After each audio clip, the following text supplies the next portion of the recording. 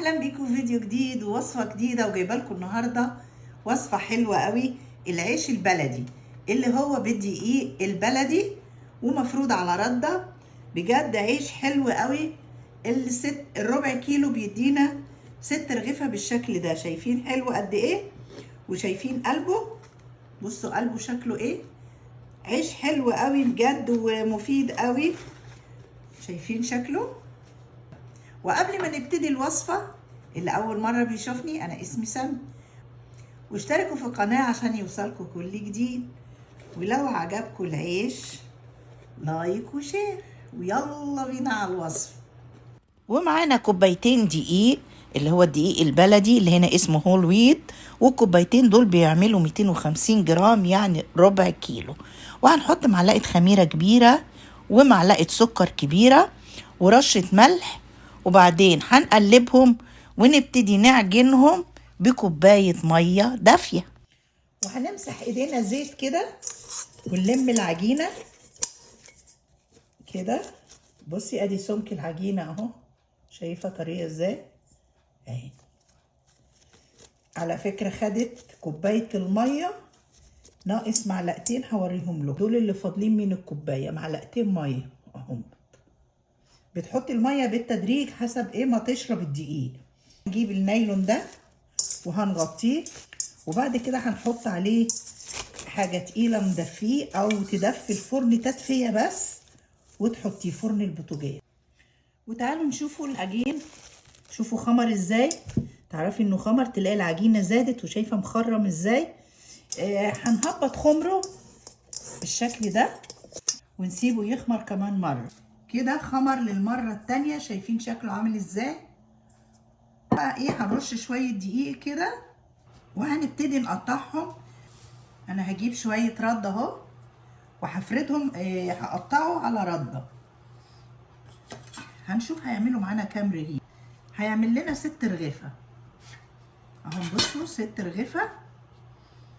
هنكورها بالشكل ده وهنحطه على الردة، وهنعملهم ال6 بالشكل ده ونسيبهم يرتاحوا 5 دقايق. شايفين خمر بقى قد ايه. يلا بينا بقى هنفرده على ردة. انا هحط دقيق على الوش. شايفين سهل بقى في الفرد خالص. شايفين السمك بتاعه، السمك بتاعه.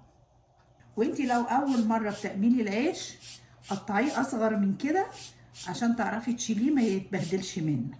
على فكرة في ناس قالت انا ما بعرفش اشيل العيش. بصي تحطي ايدك على النص كده اهو. بصي بتيجي شايلاه كده اهو. شفتي بنشيله ازاي؟ طريقة سهلة خالص. تاني اهي، ايدك اهي على طرف الرغيف وتيجي جايه عامله كده اهو. هنجيب اول رغيف وهنحطه كده.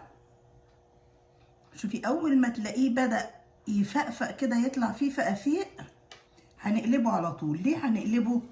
علشان اما بتسيبيه يكمل يعلى كله مره واحده، بيبقى فيه رقه تخينه ورقه خفيفه من الهواء. بصوا هنقلب بقى على الجنب التاني وهكذا. بصي اهو بدأ يعلى اهو. شايفه بصي بيطلع ازاي اهو. هنا بصي اهو كده. خلاص كده بقى رقتين تمام. هنا بدأ يتحمر اهو. هنا هنعمل حاجه، هو كده بقى شايفين عالي ازاي وفلقتين. انا بقى علشان ما يبقاش التحمير من النص هنا وده كله ابيض، باجي جايبه شوكه او سكينه وافتحه من الجنب كده. شايفين كده بقى اتحمر من على الحروف ازاي. ولو عايزاه يعلى تاني تعالي من الناحيه اللي انت خرمتيه اضغطي عليها كده. شوفي بدأ يطلع تاني ازاي. هنا برضو اهو اتحمر من الحروف ومن النص، متحمر من الجنبين ازاي. تعالوا بقى نعمله واحد بطريقه تانيه. هنحط الرغيف كده، اول ما يفقفق نقلبه. شايفين بصوا عمل فقافيق ازاي. شايفينها. هنقلب بقى كده. انا مش بقص من الفيديو عشان تشوفوه هو بيستوي، ما تقولوش ايه ده بتجيب عيش جاهز وتحطه وتقول ان هو ايه هي اللي بتخبزه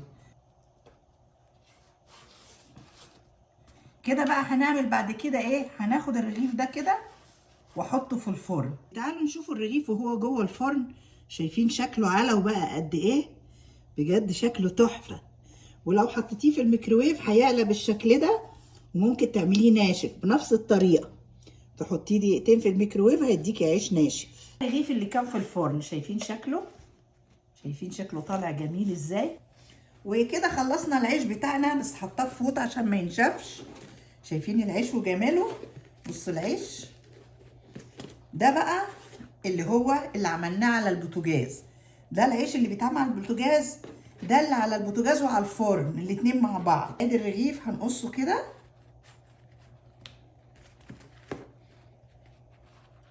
شايفين وطري ازاي؟ اللي ما عندهوش فرن بيخبزه كله على البوتاجاز بالشكل ده. وده العيش اللي عملناه نصه على البوتاجاز وبعد كده دخلناه في الفرن. شايفين شكله؟ شايفين شكله من جوه جميل قد ايه؟ بجد عيش تحفه. يعني الربع كيلو طلع لنا 6 رغيفه، بس انا حرقت واحد، نسيته وحرقته.